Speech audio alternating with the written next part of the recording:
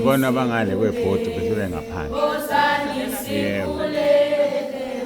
Molayini abawu-4 abade abayile kungena omunye ulayini lapho.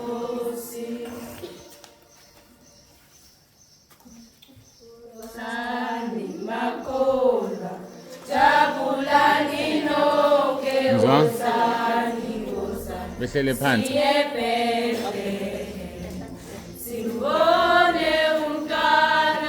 Bayeke kulungile awubona tam awukho la.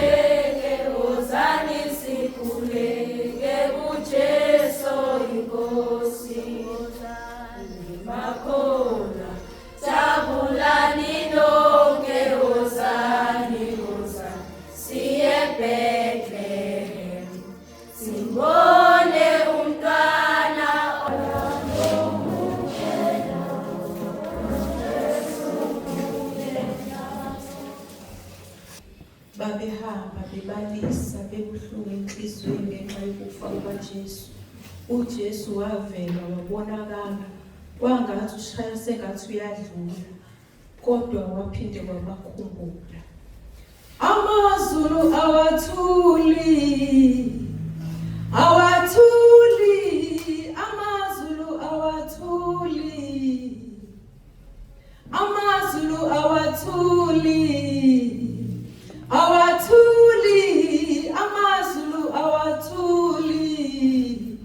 Uyasukuma uJesu wami, uyasukuma abheke emhlabeni.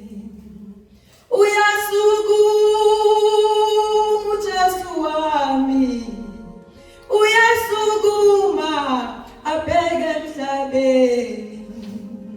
Uyasukuma uJesu wami, uyasukuma abheke emhlabeni. Konke okwenzakalayo Jesu uyakubona, konke okukhulunywayo uJesu kuzwe konke. Konke okwenzakalayo Jesu uyakubona, konke okukhulunywayo uJesu kuzwe konke. Uyasukuma uJesu wami, uyasukuma abheke emhlabeni. Uyasukuma uJesu wami, uyasukuma abheke emhlabeni. Konke okwenzakalayo Jesu uyakubona, konke okukhulunywayo uJesu kuzwe konke. Konke okwenzakalayo Jesu uyakubona, konke okukhulunywayo uJesu kuzwe konke. Wena osokhalile, wena osolimele, umbone shaya sengathi uyadlula, kodwa kathuli. Wena osushayiwe, wena osolimele, umbone shaya sengathi uyadlula, kodwa kathuli. uJesu ukhona, uJesu ukhona, uJesu ukhona, uzohlala ehleli nawe. uJesu ukhona, uJesu ukhona, uJesu ukhona, uzohlala ehleli nawe. Wethembekile, uJesu wethembekile, wethembekile, uzohlala ehleli nawe.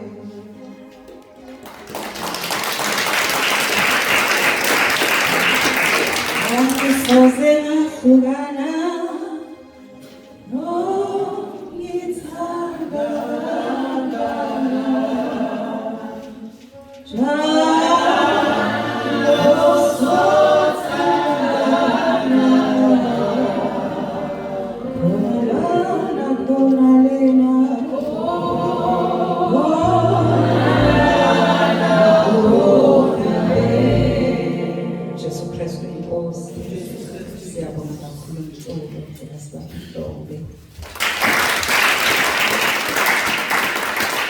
Phezulu inkosi ngikhohlakele ukubika umama uKhumalo uxolisile ukuthi akazibambile enkonzweni namhlanje.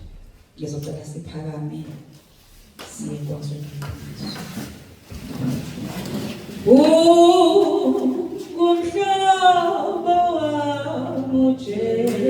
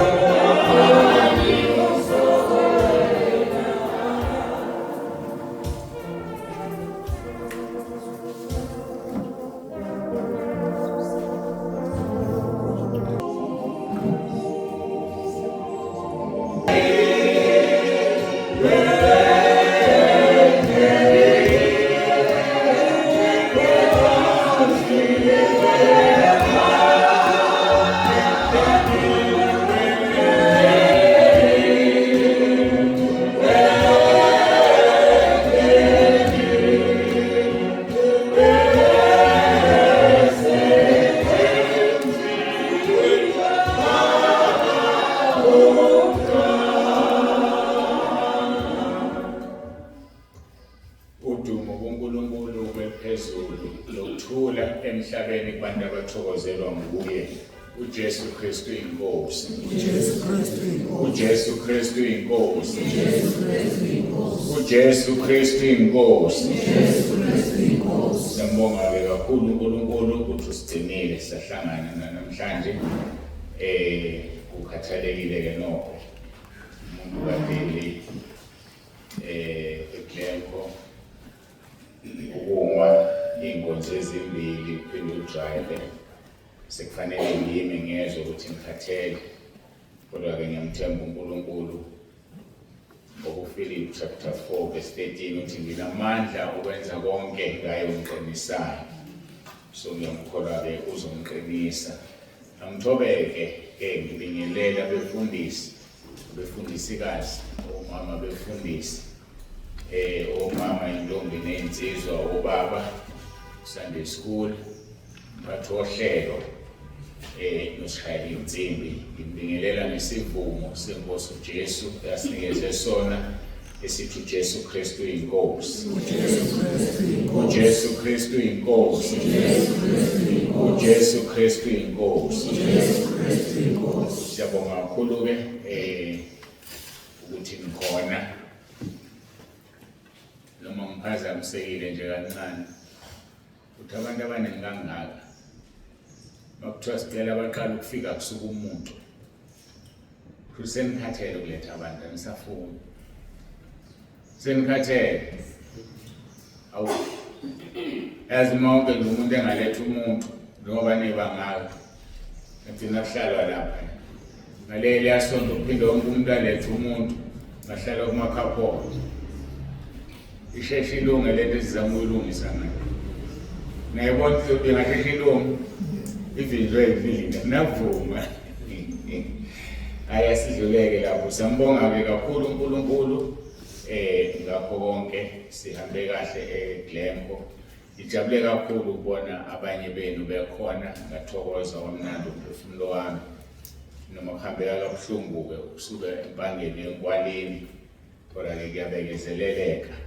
siyambonga kakhulu uNkulunkulu ngijabulile abefundisi bekhona ngajabula ngibona nabazalwana bebebaphelezela ngajabulela ukubona noma jwayele uhambo angizuma ukusho ukuthi ubani nani niyamazi nebehamba naye ongojwayele uhambo kodwa bekhona awungajabula ngesizulu kuye kuthiweni-ke phumene sinedoda hayi ngoba yena esegugile cha kagugile ngikhuluma isiZulu nje kuye kuthiwe phumene sinedoda manje angifuni ukubheka nakuyena noma ngifuna ukumbuka ukuthi wenze njani uyazazi naye ungajwayele ukuhamba angithi ayilungile ngiyabonga-ke kusho ukuthi wazi ukuthi ngiyajabula ikho ngikushina nje into emnandi yancoma sizoqhubeka-ke ezwini ebesinalo izolo ngiphatheka kabi-ke ngoba abe bengahambile inkonzo ayirekhodekekanga angisazi isizathu ngoba ibirekhoda njengoba kurekhodwa angazi uma ngene kubona kuvele kube iwashi esikhundleni se-voice note kwenzeke leyo nto kayitransferi kayiforwadeki ayinyakazi nenkonzo-ke ziphuzile ungena longiyi-upload izolo so inkonzo yamanje kusho ukuthi-ke ngibona kukuhle ifakwe kusasa ku-YouTube kufanele le nkonzo yokugcina yayizolo uma ngiphuma la ukugcina inkosi bese ngifaka yona futhi ngifaka ivideo kube yiyona ebambela eyanamhlanje ukuze manje siphumene lezi nkonzo umuntu ozolalela le uzohala kanti kugcine ekuthiweni izolo ngoba nabayizolo uma bengezoyizwa le labe khona bayalobiza ngoba ngithe abantu abangena ekhaleji ukuze bayizwe ziqhumene lezi nkonzo so kusho ukuthi-ke ongayizwanga eyayizolo kufanele athole ivideo ka-YouTube ngizoyifaka ku-WhatsApp ukuze-ke nikwazi ukuyizwa ukugcina inkosi-ke kusasa le izongena-ke kusasa ngomsombuluko ngicabanga ukuthi kuhle ukwenza kanjalo ukuze sixhumane kahle. What a mighty God we serve. What a mighty God we serve. What a mighty God we serve. What a mighty God we serve. What a mighty God we serve. What a mighty God we serve. What a mighty God we serve. What a mighty God we serve. What a mighty God we serve. What a mighty God we serve.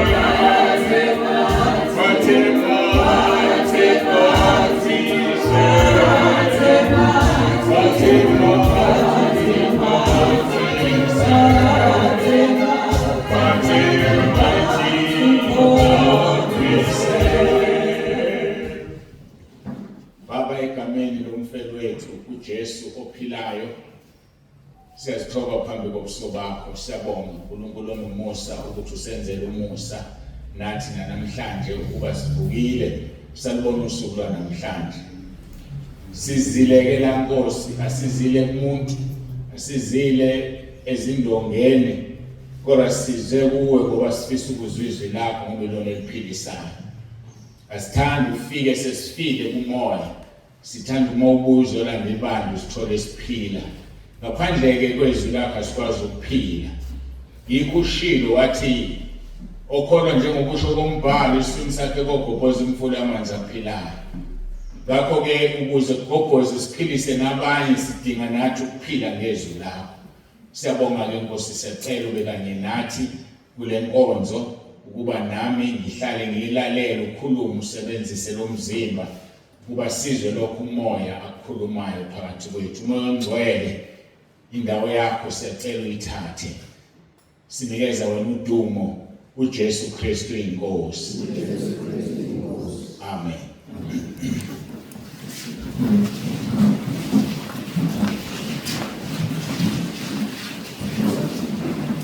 Sizovula-ke izwi lenkosi Timotheo wesibili chapter 3 verse 4.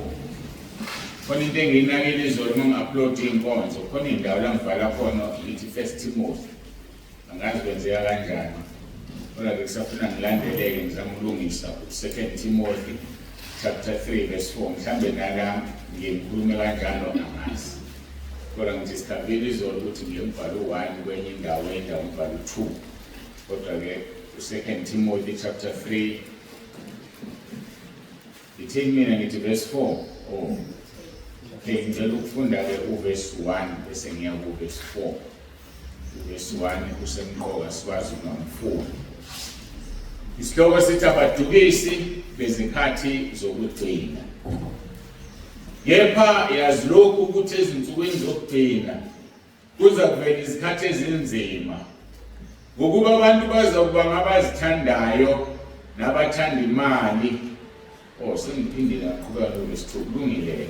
Nabathanda imali, nabazigabisayo, nabazidlayo, nabahlambalazayo, nabangalaleli abazali, nabangabongiyo, nabahlazisayo, nabangenalo uthando, nabahlebi, nabangazithibi, nabangenabumnene, nabangathandi okuhle. Verse 4. Nabakhapheli, sikhuluma-ke ngabakhapheli. Isali sesiqeda sifike ku-5. Nabakhapheli, nabanamawala, nabakhukhumele, nabathanda injabulo kunokuthanda uNkulunkulu, nabanesimo sokumesaba uNkulunkulu kepha amandla akho bewaphika, labo-ke wobagwema. Sikhuluma-ke ngokukhaphela. Izolo-ke sise-Glen Postini esikhuluma ngomkhaphelo omkhulu, inhliziyo. Sizoqhubeka lapho. Inhliziyo yakho ingumkhapheli omkhulu. Enhliziyweni lapho ziphekwa khona izinto eziningi. Inhliziyo iyapheka, iyathulula. Sifundile-ke kakhulu izolo ngenhliziyo. Ngashiya-ke ngingashongo ukuthi inhliziyo ilashwa ngani. Bekufanele futhi sifike ekuthenini inhliziyo kwelikamoya iyini. Inhliziyo-ke ilashwa ngezwi likaNkulunkulu. Ngaphandle kwezwi awukwazi ukuyilapha inhliziyo. U1 Peter chapter 1 verse 23 uthi senzelwe kabusha, kungengambewu ephelayo kodwa ngengapheliyo ngezwi eliphilileyo likaNkulunkulu. So sizalwa ngezwi. Izwi kuphela elikwazi ukuthinta inhliziyo. Izwi kuphela elikwazi ukulapha inhliziyo. Ngoba amaHubo 119 uverse 9 and 11 uthi insizwa iyakuyihlanza kanjani indlela yayo na? Uqaphela okwezwi lakho. Enhliziyweni yami ngiyalonda izwi lakho ukuze ngingoni kuwe. Umuntu ofuna ukungoni kuNkulunkulu uhlale efunda izwi lenkosi, akahlukani nalo ukuze angone kuNkulunkulu.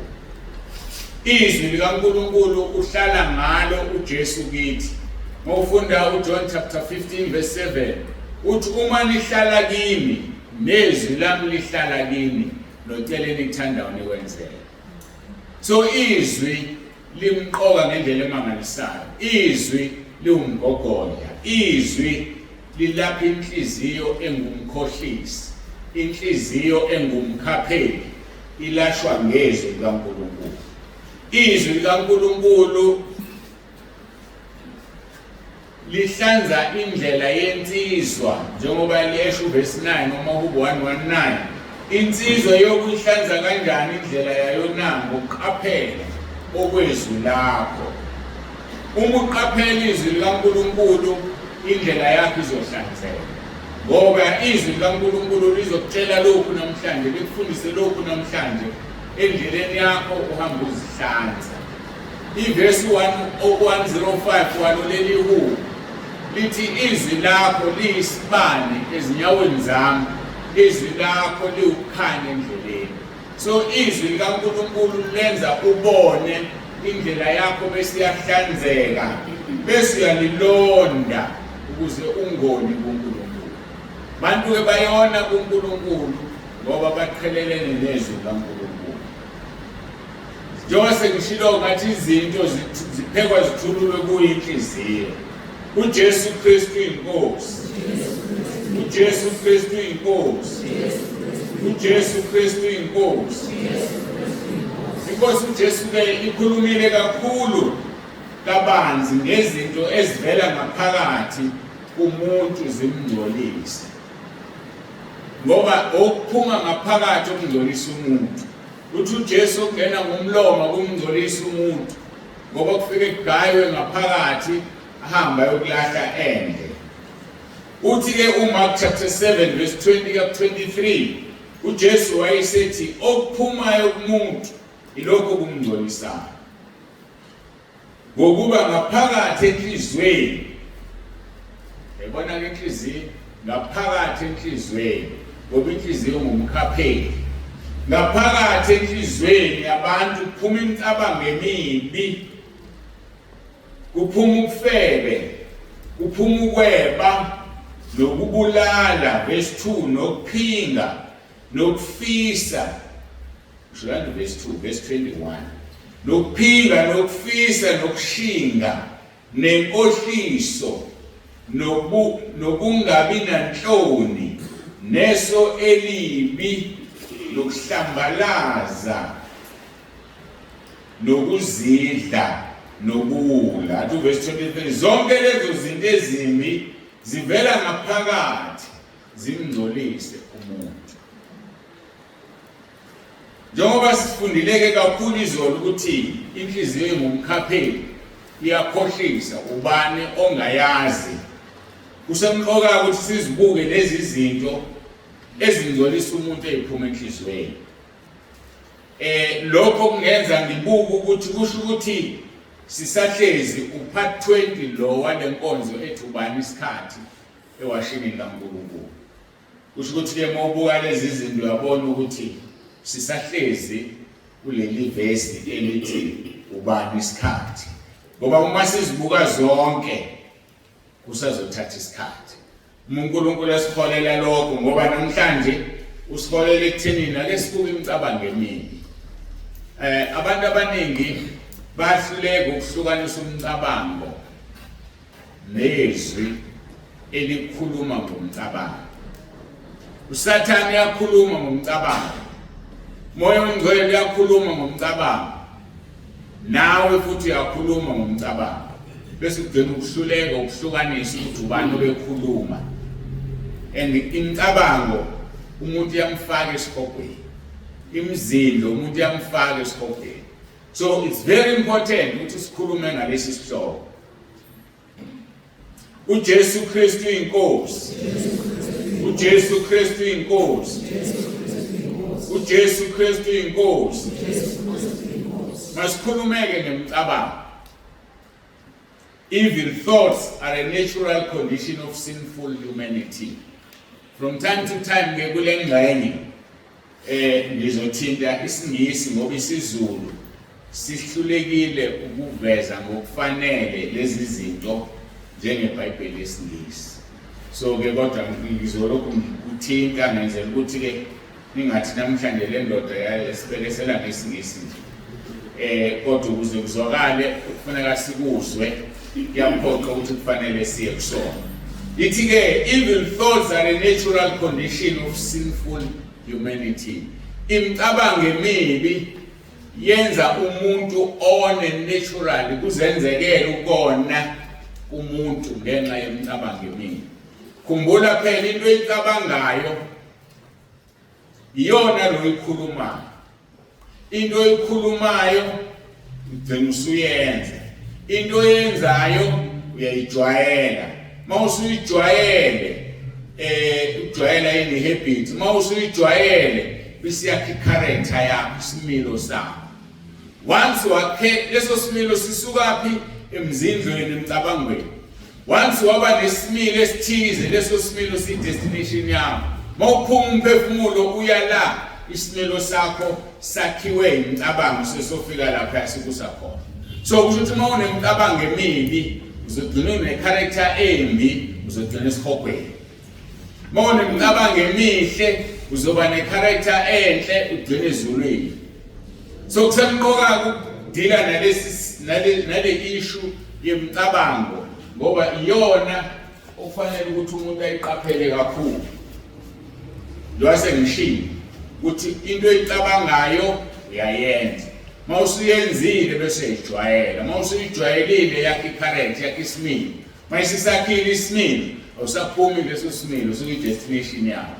Yikho-ke izwi lenkosi lithi Romans chapter 12 verse 2 ningalilingisi izwe niguqulwe isimo ngoba isimo sakho i-character yakho. Asikhulumi ngesimo sobuso, isimo somzimba. Sikhuluma nge-character la. Ifanele uguquke i-character ukuze iguquke kufanele ukuthi wena ingqondo ibe yintsha. So uma ingqondo ingeyintsha wena awukwazi ukuguqula i-character yakho. Ngoba i-character yakho siyakhiwe ama-habits, injwayelo. Athi kamaXhosa isiqhelo siyayoyisa ingqondo. Kusho ukuthi into oyijwayele igcina ilimaza ingqondo uyenze noma ungasaplanile.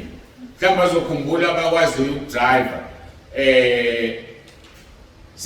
Umuntu uyahamba indawo akahamba kuyona. Kuney'poti nje athi mayefika umuntu la athi awuyazi ngelilanga ngihamba la ngithetha amanzi. Kwesinye isikhathi uma uzofika lapho uvele uze ukuthi sengidinga ukuthama njengamanje. Yini isiqhelo siyayoyisa ingqondo. Into oyijwayele defeats the mind. So-ke kusemqoka ukuthi kuqale kusetshenzwe ingqondo ibe yintsha ukuze isimilo sakho siguquke ngoba ngeke siguquke ingqondo yonakele ngoba kuqale engqondweni wacabanga wazindla and lento elizindlile yodina yakhe i-character yakho udina yakhe i-destination yakho. So-ke kusemqoka-ke ukuthi-ke siwa-address ama-evil thoughts because they are a natural condition of a sinful humanity. Masibuka kuGenesis chapter 6 okuyizwe kugcwalisa leyo nto verse 5 and 6 lithi-ke uJehova wabona ukuthi 1 ububi bomuntu kukhulu emhlabeni nokuthi zonke izizindlo zemicabango yenhliziyo yakhe zimbi njalo. So ngamagama mazizimbi njalo yikho-ke kuthiwa-ke imicabango emibi ngokwemvelo yakha umuntu owonayo. Ngokwemvelo nje naturally yenza a condition of sinful humanity. Yenza umuntu one ngokwemvelo nje imicabango emibi. So manje iyona okufanele ishaywe le micabango emibi.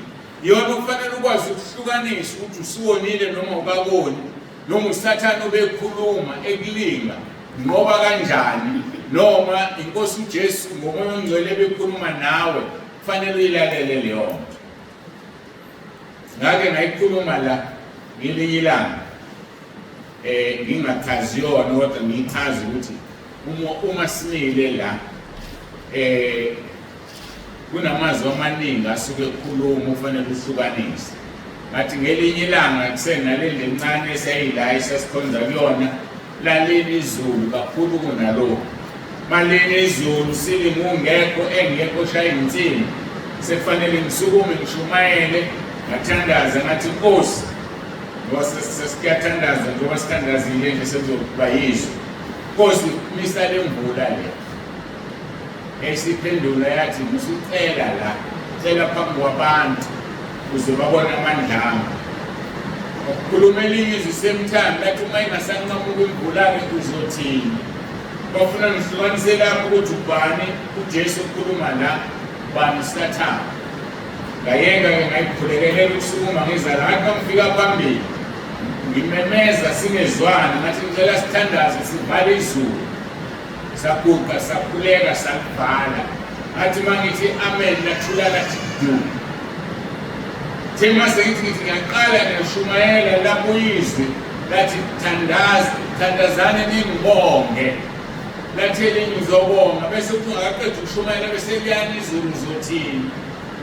Abantu uSathane futhi lo sathandaza sabonga. Sathandaza yaqhubeka inkonzo. Baze ngakhumbula sengidiliva abantu ukuthi kumanzi phandle. Kambe izulu belina. Angizange ngisalivula ngaze ngakhuleka sengisekhaya ukuthi uqhubeke nokunye. Lokho-ke kukhombisa ukuthi ukhona umcabango wakho. Ukhona umcabango okukhuluma kuSathane wena uthi umcabango wakho. Khona izwi ukukhuluma umoya ongcwele ucabanga ukuthi umcabango wakho. So njengomntwana kaNkulunkulu kufuneka ukwazi ukuzihlukanisa lezi zinto. Ngeke ukwazi mina ukuhlukanisela. Kodwa uma umzalwane ungahlukani nezwi uzokwazi ukuhlukanisa ngoba le nto ihlukanisa ngezwi. uSathane will always say anything against the word of God. Kodwa uNkulunkulu ngaso sonke isikhathi ushilo esezwini lakhe uhlukanisa ngalokho. Ngale kwalokho akukho engizokusho ngoba all these voices are soft. Yethiwe ivoice kaMoya Ongcwele soft. Kanti kusuke kuhambe emcabangweni wakho nekaSathane soft. Ayafana ke lama-voice. Wena funda izwi, ujwayele izwi, udle izwi. Ngoba ngezwi indlela yakho izohlanzeka. Ngezwi uma ulonda ngeke uwone kuNkulunkulu. Wona ngoba izwi awulondile. So ke uthi Genesis 5 and 6, Genesis chapter 6 verse 5 and 6. uJehova wabona ukuthi ububi bomuntu bukhule emhlabeni nokuthi zonke izinto zemicabango enhliziyo yakhe bibi njalo. Wayesezisola uJehova ukuthi wayebenzile abantu emhlabeni, wadabuka enhliziyweni yakhe. uNkulunkulu wazisola ngenxa yokuthi sinemizimba emicabango emibi. So akuyona itopic okufanele sihlalazele leyo ukuthi umuntu unemicabango emibi njalo. And ishintsha kuphela uma usunomoya kaNkulunkulu, ishintsha kuphela uma ugcina izwi likaNkulunkulu kuwena. Bese singena-ke esitokweni esilandelayo ngoba ngi-address i-issue yemicabango emibi. Sithi-ke sinful human beings become futile in their thinking. Kusho ukuthi abantu abonayo igcina isivunda, they become futile, ingqondo yabo isivunda ekucabangeni kwabo, or not fertile, I'm sorry, becomes futile in their thinking. So kusho ukuthi uma usucabanga wena njengomuntu owonayo ngoba awumazanga uNkulunkulu, ingqondo yakho igcina isingasakwazi ukucabanga, isimnyama, isidomi, ingasakwazi ukwenza lutho. Angikwazi ukuchaza kanjani. Kodwa-ke izwi liyakuchaza, Romans chapter 1 verse 21 and 23. Ngokuba kuthebe amazwi uNkulunkulu kabamdumisanga njengoNkulunkulu, kodwa balutheka ekuzindeni kwabo. So ingqondo nanti leli gama, ingqondo yomuntu owonayo iyalutheka, nanto-ke leli gama. Ingqondo yomuntu owonayo iyalutheka. Sekwakheka-ke igama elingekho ezulwini lokulutha, ngoba kokubani 2021 22 abantu bahamba balutha. Sekugcine ngathi isizulu ukulutha, kanti abantu babeganga ey'tolo, they were looting, igama lesingisi lelo. Sekwaba lesizulu. Asikhulumike ngokulutheka kwengqondo, kokulutha lokho kwenzeka leminyaka edlule embalwa. Sikhuluma ngokuthi ingqondo iyafiphala, iyalutheka, iyadisiveka kalula, iconvinceka kalula ezintweni ezimbi ngoba ingeyomuntu oyisoul. Sinful human beings become futile in their thinking. So lithuku izwi lenkosi ngokuba bonke uthebe amazwi uNkulunkulu kabamdumisanga njengoNkulunkulu. kabambonganga njengoNkulunkulu. Uyamdumisa yena uNkulunkulu njengoNkulunkulu. Ukungamdumisa uNkulunkulu njengoNkulunkulu izintwana ezincane ongazinakile ungamniki uNkulunkulu udumo ngazo. Awumdumisi njengoNkulunkulu. uNkulunkulu ufuna ukudunyiswa njengoNkulunkulu. Nansi into encane bambalwa uma bekhona abakwazi ukuthandaza bathi Nkosi ngiyabonga ukuthi ngiyakwazi ukuxwayiza. Ukuxwayiza sithatha ngento engathi siyakwazi ukuyenza. Bangakababongayo uma uphuma endlini encane ngiyabonga Nkosi ukuthi ngisakwazi ukuyenza encane. Yazi into encane le kodwa engencane ngoba kukhona ubhuloku ukubamba ungakwazi ukuyenza encane. Ubloke awukwazi ukuya etoilet. Uma ungablockanga uyakwazi ukuya etoilet kodwa ukwazi ukuzwa sekufanele etoilet faka ama-pampers. Don't into enhle nemnandi le. Usokombonga nje uNkulunkulu ukuthi ngiyakwazi ukuya etoilet. Uyakwazi wena ukuzwa ukuthi njengamanje lo mquba lo usufuna ukuphuma. So uma ungambongi njengoNkulunkulu asimbongi njengoNkulunkulu osenzisa lezi zinto. Asimdumisi njengoNkulunkulu okwazi ukuthi ukwenze abanye obehlulayo. Khona abantu abahlulekayo baphila impilo ebuhlungu. Uthi uthembeka uthola ibhlukela lo muntu wesisa selimandla. Akazange yeze ukuthi uphiso kuyothamba. Uvele wayiphumela umthamo. Kodwa kwena kwenzeki. Ngikumbuleni indoda eyake eminyakeni edlule sanda ukungena ekhwezini. Yathi umfundisi sengizame kaningi sengambodokotela ngiyahluleka. Angikwazi ukuze umchamo. Ngikhatha kabuhlungu yonto ngayimagcina ngoba ngiyazi akaze ngiyenze. Mhlawumbe ngiyangenza ngiseyingane ngoba vele ingane ayazi ukuthi mayifaka amanabeni. Ngathandaza ngamnxusa uNkulunkulu ukuthi ayisize le ndoda. Wayisiza. Yakwazi yangifonela yathi ngiyabonga mfundisi sengiyakwazi ukuzwa. Yabona izinto ezincane ezifana nalezo. Ihlazo leli mawusulibheka uyahamba unakile wena usumanzi. uNkulunkulu asimbonge njengoNkulunkulu. Ngencane ukufaka ukudla emlonyeni uhlafune khona abangakwazi ukuhlafuna. Badla ngamapayipi ngoba bakwazi ukuhlafuna kodwa wena uyakwazi. uNkulunkulu asimbonge njengoNkulunkulu ngoba uma singambongi uzolalela ukuthi kuthiwani. Ngeniphini ngokuba kuthebe emazi uNkulunkulu kabamdumisanga kabambonganga njengoNkulunkulu kodwa baluthenge ezindleni kwabo. Their foolish heart was darkened. Inhliziyo yabo engaqondiyo yabamnyama. uNkulunkulu wayenza yabamnyama. Uma umdumisa uNkulunkulu wenza inhliziyo yakho ibe mnyama. Verse 22 bezisho ukuthi bahlakaniphile baba iziwula.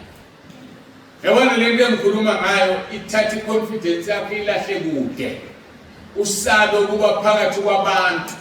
Uhlale ejele lapho uzivalele emzini wakho ukwazi ukuphuma. Uzothi uyaphuma uyobona umakhelwane niyaxoxa kusemnandi kanti usumanzi wena.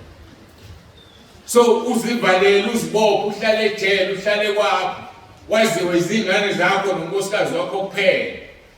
Ngoba ihlazo leli. Kanti ngoba uNkulunkulu awuzange umbonge. Waseyivala inhliziyo wayidakunisha inhliziyo yakho. Ukuthi ungakwazi ukuhlukanisa okuhle nokubi. Wayesewasusa amablade lawo uzibamba ngawo mawuze ukuthi ufuna etoilet. Kuphela ukuzisho ukuthi uhlakaniphile. Kuthiwa bazisho ukuthi bahlakaniphile. uNkulunkulu abesebenza iwula. Usulisula manje.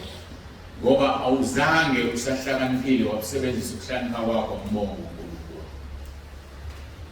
Yini wabambongela yona uNkulunkulu? Wabambonga. Yazi ukuthi noma ngaliphana abazalwane abangathandazi mabele abakubonga ukudla uNkulunkulu. Babona ukuthi amandla abo bayasebenza bona. Amandla abo lawo. Ingakho uthola ukuthi umuntu unesibindi sokuncisha omunye umuntu olambile ngoba ngeke umncishe umuntu olambile into ongesiyona yawo. Manje sicabanga ukuthi owethu lokhu kanti akusikhona okwethu. uNkulunkulu engasibuyisa lezi zinsuku zabantwana bakaIsrayeli ehlisa imana. Khona umuntu ongalamba. Mayifika nje umuntu ethe yazi ngiphambukile ngoba eqoqa ngesikhathi esithize. Ngizange ngisakwazi ukuyiqoqa ngizumekile bengilele ngicela ungiphe.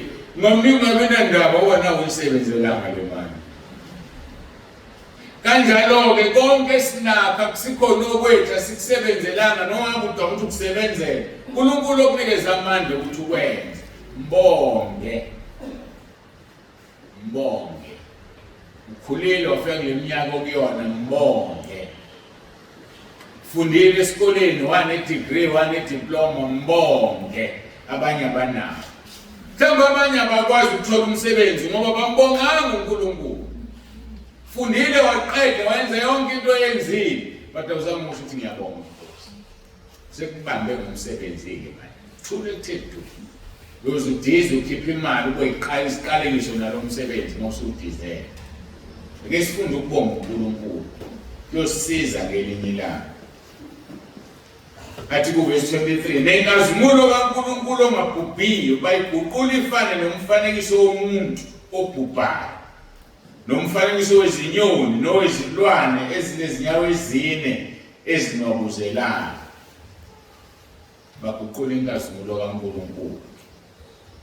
Kusho ukuthini ukuthi bayifanekisa nomfanekiso womuntu? Ngesikhathi usukhonza umuntu, khona amabandla okukhonzwa abantu kuwona. Abantu babizwe ngoNkulunkulu. Lokho labo bantu bashita inkazimulo kaNkulunkulu bayifanisa neyomuntu. Ungasho kanjani umuntu ukuthi uNkulunkulu engazange adale ngisho yedwa umuntu? So lokho kunesijezi sesibuhlungu kabi ngoba uNkulunkulu awumdumisi. Udumisa umuntu ongazange enze lutho. Uthi ifane nezinyoni nezilwane la kudotshwa khona izinto zenziwe uNkulunkulu zikhona. Abanye izilwane ezinabuzelwayo. Lokhu uNkulunkulu akakufuni. God hates the thoughts of the wicked. uJesu Kristu inkosi. uJesu Kristu inkosi. uJesu Kristu inkosi. Uma siqhubeka sibheka iZaga 15 verse 26. Ngidine ngithe uNkulunkulu eyizonda imicabango yababi. Zithi iZaga 15:26 amacebo amabi ayisinengiso kuJehova kepha amazwi acwebileyo ayamenamisa. Amacebo amabi ayisinengiso kuJehova. Icebo ke into ephepha la. Icebo le into eqalwe engqondweni. Umcabango. Sisakhuluma ngemicabango emibi. uNkulunkulu uthi isinengiso kuye. So kube besazi ukuthi imicabango emibi kufanele siyilwe kanjani nayo. Sifight. Ulwe kuze kube segazini uma kuwukuthi kubizwa ukuthi kube segazini. Kuba segazini ke sisho ukuthi kuze kuchitheke igazi ulwa nemicabango yakho emibi. Lithi ke lesingisi iZaga 15 verse 26 the thoughts of the wicked are an abomination to the Lord, but the words of the pure are pleasant words. Ngakho ke asikhulume amagama amahle. Amagama ngishilo ukuthi asuka ngenxa yomcabango. So imicabango emibi ephekwe engqondweni idala umuntu ekhuluma kabi. So umuntu onolimo olubo olumelayo lulumela ngoba imicabango yakhe iyalumela. Kuhlale kunjalo. Khona izwi uJesu esho khona athi ubuso buyifastela lenhliziyo. Umuntu ubona ebusweni ukuthi inhliziyo yakhe injani. Thukuthele weneme noma unjani umbone ebusweni.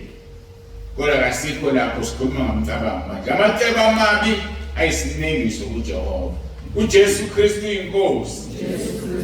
uJesu Kristu inkosi. uJesu Kristu inkosi. uNkulunkulu uyawazonda amacebo amabi avuthelwa engqondweni engcolile. Avuthelwa nakwazi ukuvubela. Vubela utshwala, vubela amahewu, into edinga yeast, So amacebo amabi avutshelwe engqondweni. God hates the evil plans that brew within evil minds. Abantu bokuqala bavumela ingqondo yabo ukuthi iphume endleleni bawa. Abantu bokuqala, abantu abaphambili kwethu. Ingakho kubhaliwe lapha kwabaseRoma 1 verse 21 kuya ku-23.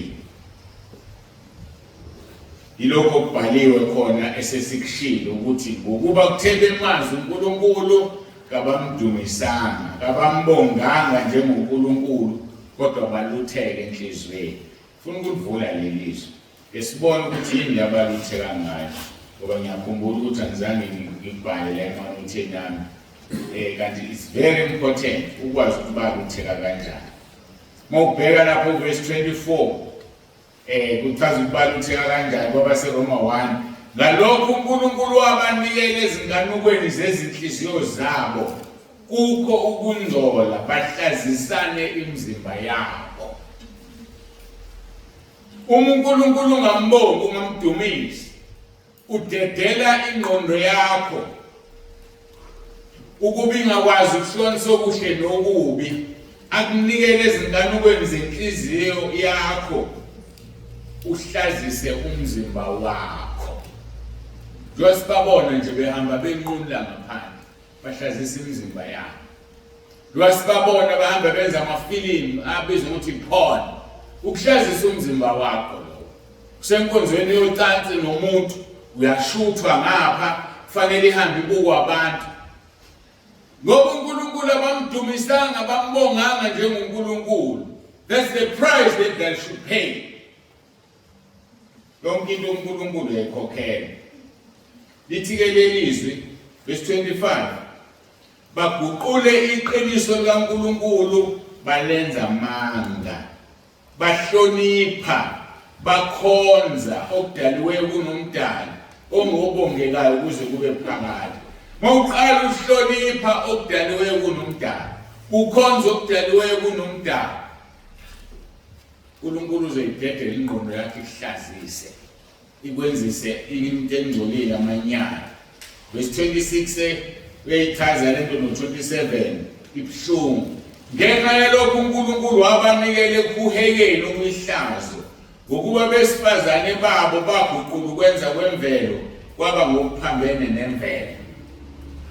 Kungukuthi abesifazane balalane bodwa phambene nemvelo lo. Ngoba bambonganga bamdumisa uNkulunkulu njengoNkulunkulu. Verse 27 ngokunjalo nabesilisa baye kukwenza kwemvelo kowesifazane basha ngokukhamukelana.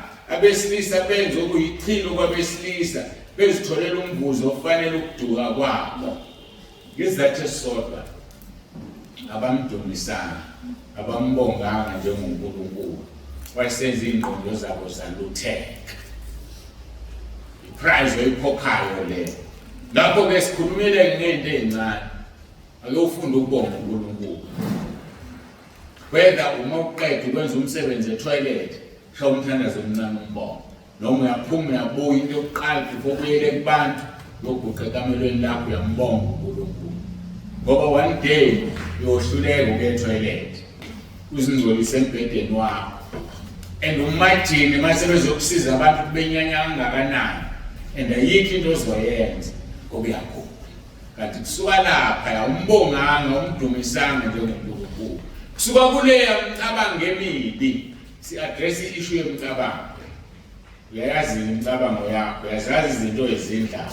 Kodwa izwi likaNkulunkulu lapha kumaHebheru 4 verse 12 and 13 lithi uhlulele izinto nemicabango ngoba kupho kusithekile kuyena ongekho bani. Izwi lakhe liyinkemba lihlukanisa umoya nomphefumulo, lahlukanisa amalunga nomkakhe. Izwi liyikho konke. Umzalwane obalekelana neBhayibheli, obalekelana nezwi, ngiyakudabukela. Bekufanele uyibone inhlanhla onayo yokuthi la entabeni uNkulunkulu usipha ivangeli lezwi. Asishumayele enye. Angikhulumi mina ngemicabango yami nemizimlo yami, kodwa sikhuluma ngezwi. Makhona engikushilo ukuthi kusuka kimi, wemhlanga ngathi usuka kimi kanti ngikudonse ezweni zokukhokhela izwi ngikutshela nakho ukuthi njengoba ngikwenza nje. khona indawo la lingasafundwa khona iBhayibheli lama phambili umfundisi shumayela imbono shumayela ama-visions akhe kuhlalwe phansi kuhlukwane kuthelwe imali efunakalayo. Siyambonga uNkulunkulu la usisizane kwivangeli lethu. Yikho ngimangala nje ukuthi indaba benekho ngisho noyedwa uqala ukufika usho ukuthi hayi angifuni ukuletha abantu kulungile okwakho lokho.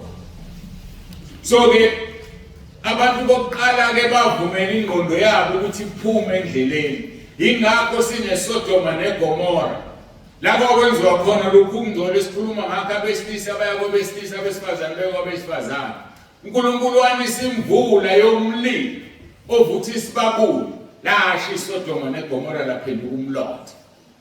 Ngalothi esingasazi isono sakhe wabheka emuva waphenduka insika kaSawuli. Asazi isono sakhe noma wayiqomile la esekhumbula indoda ayishiye ngemuva ekhohlwa elihamba nayo noma kwakwenze njani asazi.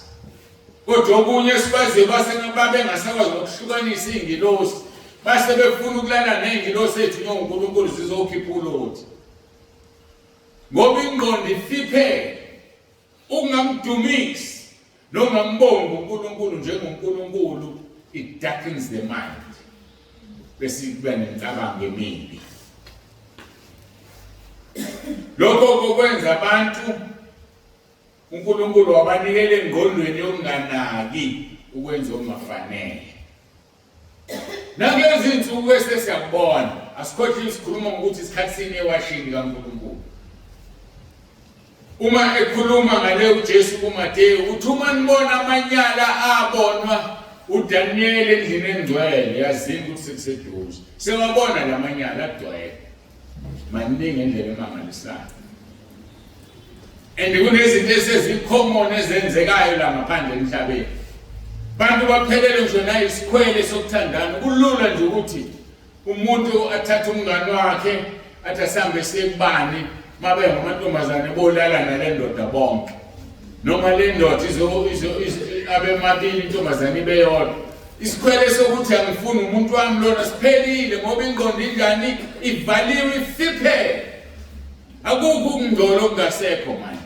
Ngisho ilwane balala nazo, ngisho izinja kulalwa nazo. Ingqondo ivalekile igama elithi inja nje umuntu mayithuke kubiza ngenja ekusuke kuthuke ngenhlamvu enkulu lapho.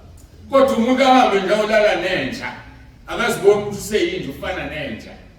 And kuyafana besilisa nabesifazane bayakwenza.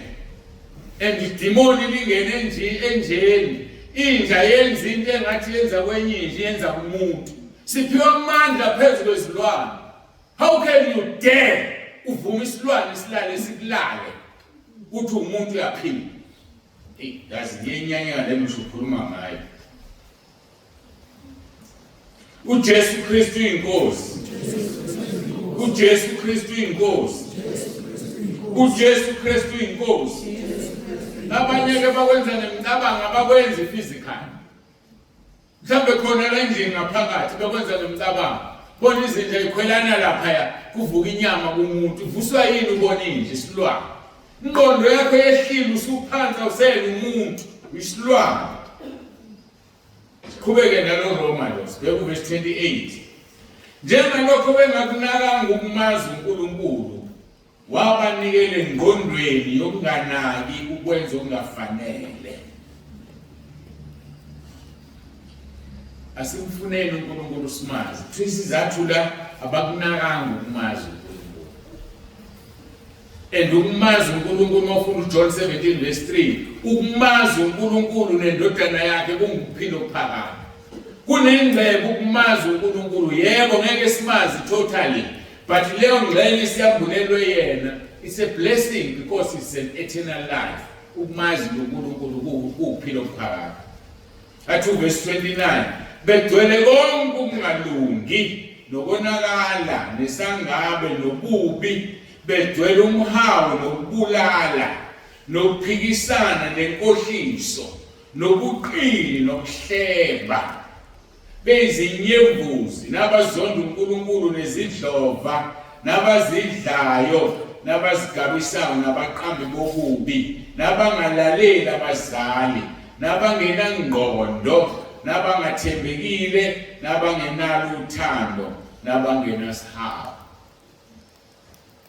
Ngiyamsaba kuverse 32.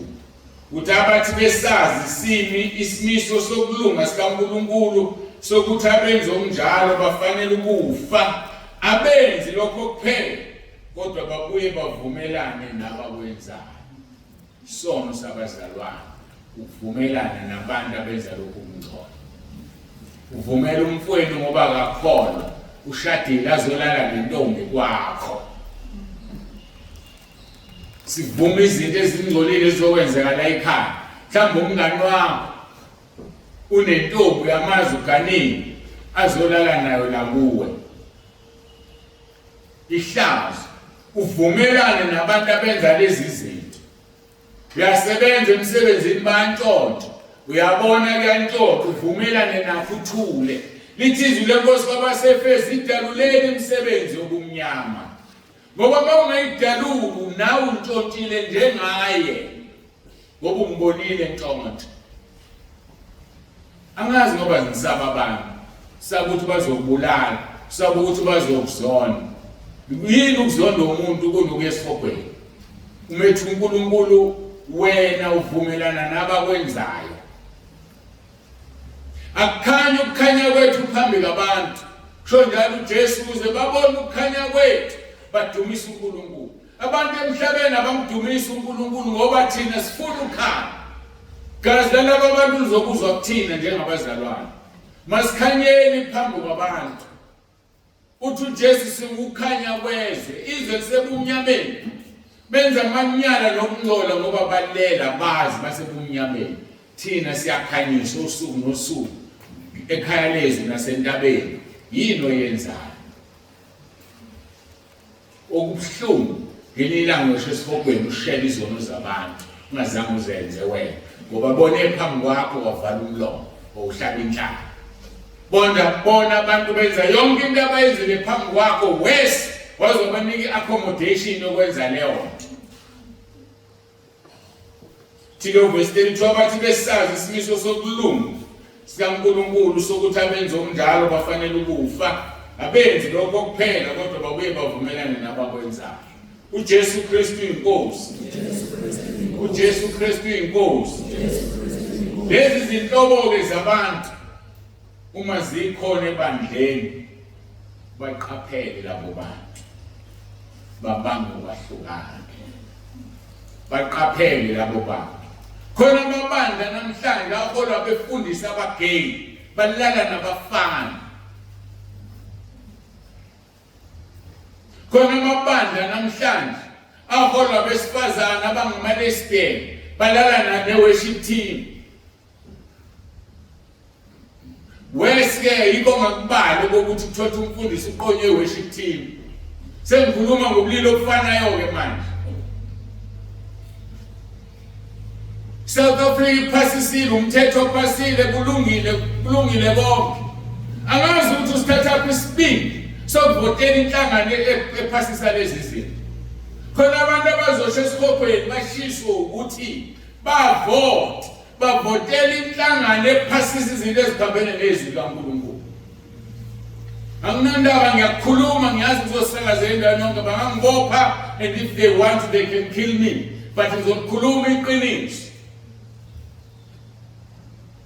Funeka ulibheke ivoti lakho ukuthi ulifakaphi. Ngoba uzoya esihogweni one day uyoshela nje ukuvota. Uthi wavotela abantu abawrong.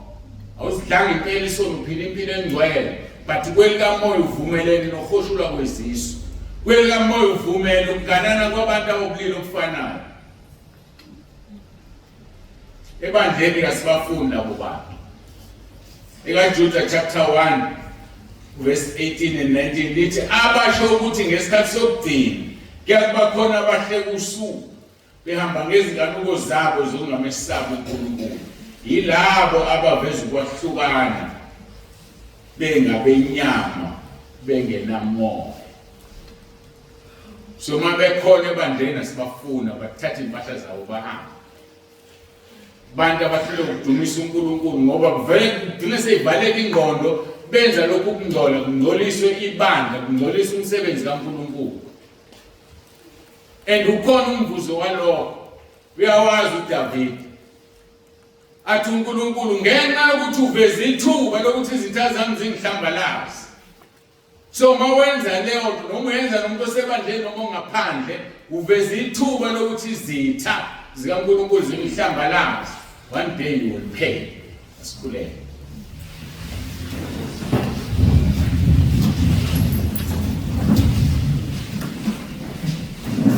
Babongileyo babongcwele siyathoba phambi kobuso bakho izwi lakho liphilile linamandla.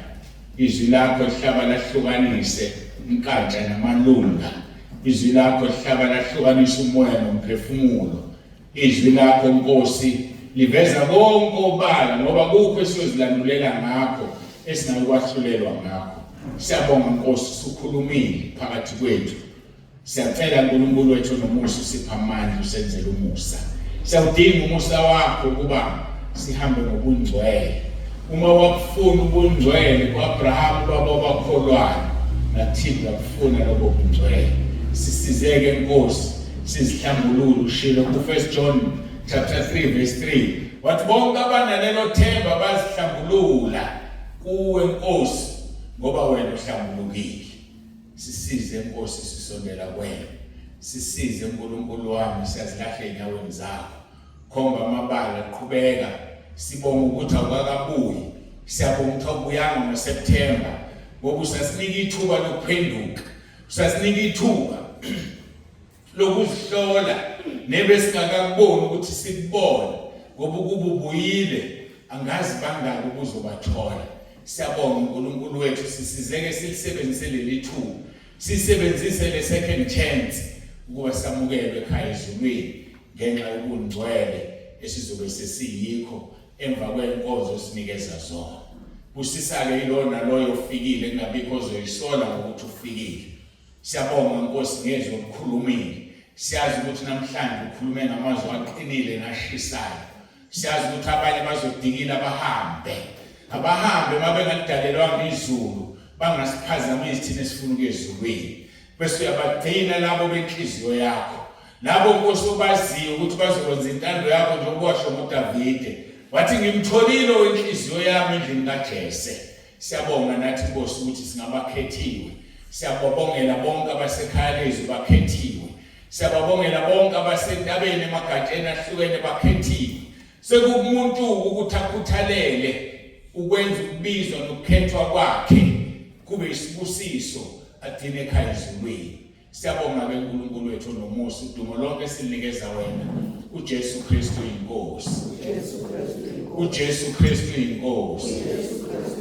uJesu Kristu inkosi. Amen.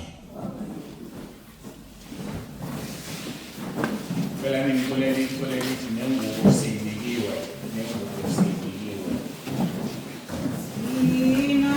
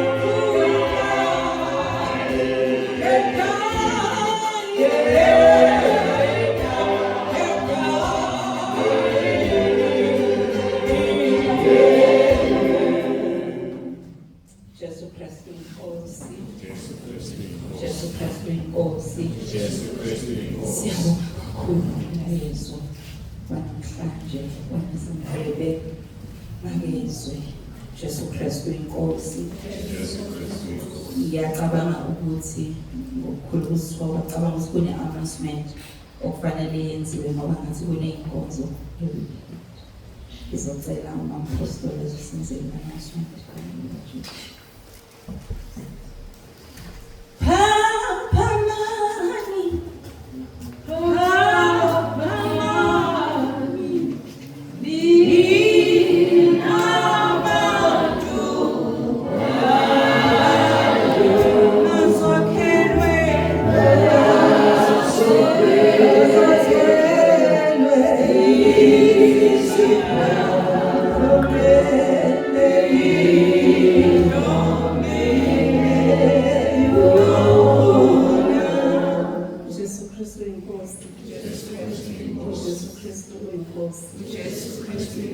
Ngiyambingelela abazalwane egameni lenkosi yethu Jesu. Simbonga uNkulunkulu sivukile. Ngithi uNoma Mthembu ukuthi ngizosho ukuthi sicela ukuhlina ngoLwesithathu ngoba kuney'nkonzo zabesilisa ey'qala ngoLwesihlanu. Ungithume lokho nje. Abangaphumelela siqala ukuhlina ngo-7 ngithi. Siqala ngo-7. Ngo-7 siyaqala siyaklina iy'ndawo zokulala-ke ziyaklinwa kuleli sonto. Asikakabi nalokho iqiniso ukuthi bangakanani abantu bezayo. Ngiyacela uma bekhona besilisa abakhona labangakabhalisi siqala ku-16 years uma usuno-16 nje noma ngaba yikaphuma intshebe wamukelekile. Uma uneminyaka ewu-16 nje ungowesilisa wamukelekile. Ngiyacela ukuthi babhalise abesilisa nalabo esibamemile. Ngiyakholwa ukuthi ngibemile babuZulu. Ngiyakholwa nje ukuthi bamemile abazalwane ngoba kulokhu bandlululo. So siyacela ukuthi nisinikeze inamba ukuze sikwazi phela ukuthi sithenga kangakanani, nizodinga izindlu ey'ngaki zokulala, sidinga ukwenze njani.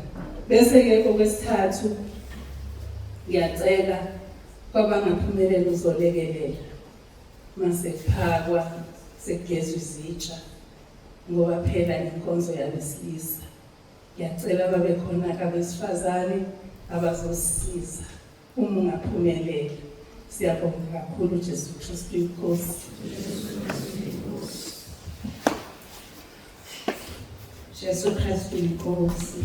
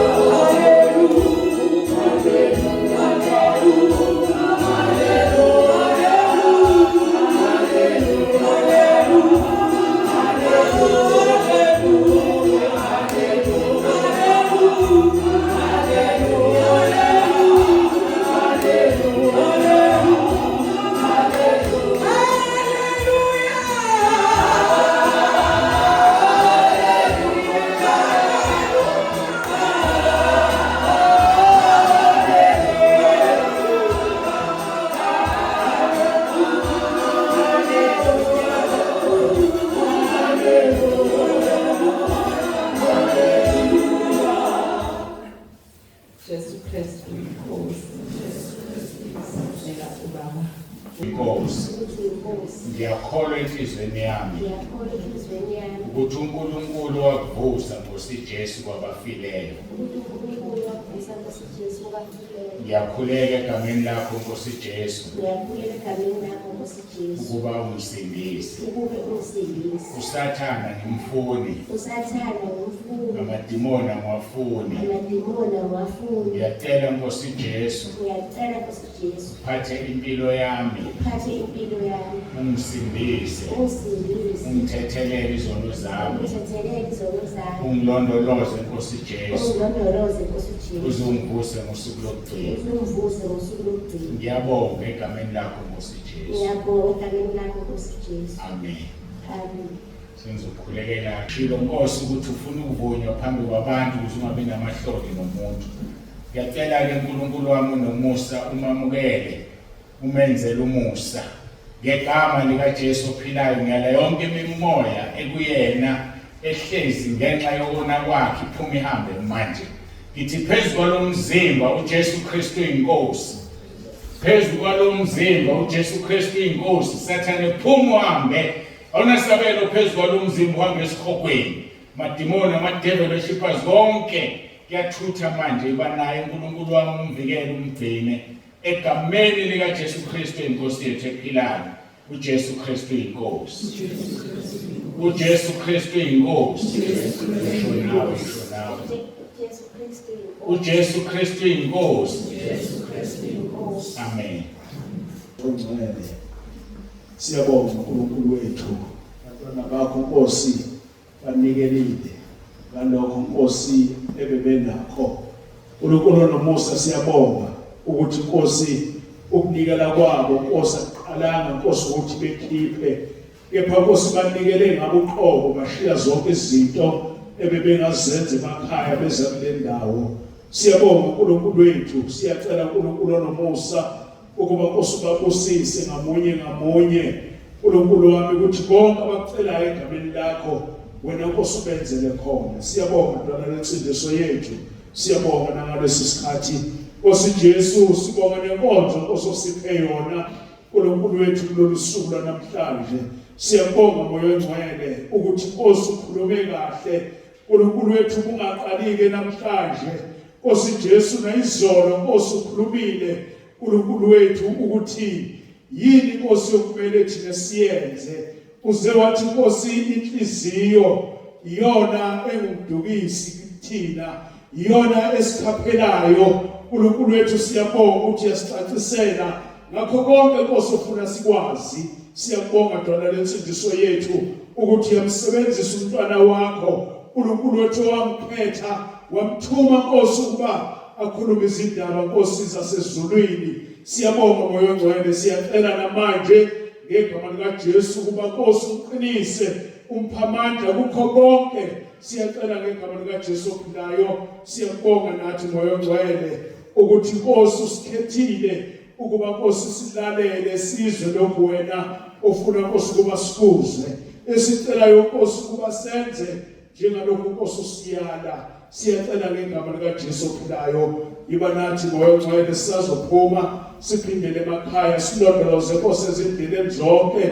Qalekisa amandla obumnyama, qalekisa yonke umoya engaphazamisi indlela zethu. Siyacela Nkosi Jesu ukuthi ube khona emgwaqweni Nkosi siyawuhamba kuyona. Abanye Nkosi bahamba ngeenqola zomlilo, izimoto, abanye bahamba ngezinyawo. Nkosi Jesu yiba khona Nkosi, uhambe nathi usilondoloze, usigcine nasemakhaya, usiqinise, usiphe amandla, usibiyele Nkosi ngenkazimulo yakho, usibiyele moya ongcwele na umlilo wasekhaya ezulwini unqobe konke Nkosi okungasiphazamisa emakhaya. Siyacela ngegama likaJesu Kristu Nkosi yethu, uJesu Kristu inkosi. Jesu Kristu inkosi. Amen. Umusa wenkosi yethu Jesu Kristu nothando lukaNkulunkulu Baba nobudlelwane bukaMoya Ongcwele nokube naloyo phakathi kwethu Nkosi uJesu izibuye ilanda ibandla layo. uJesu Kristu inkosi. Amen. Nihambe nibe nokuthula kwenkosi. Siyabonga Nkosi yamakhosi,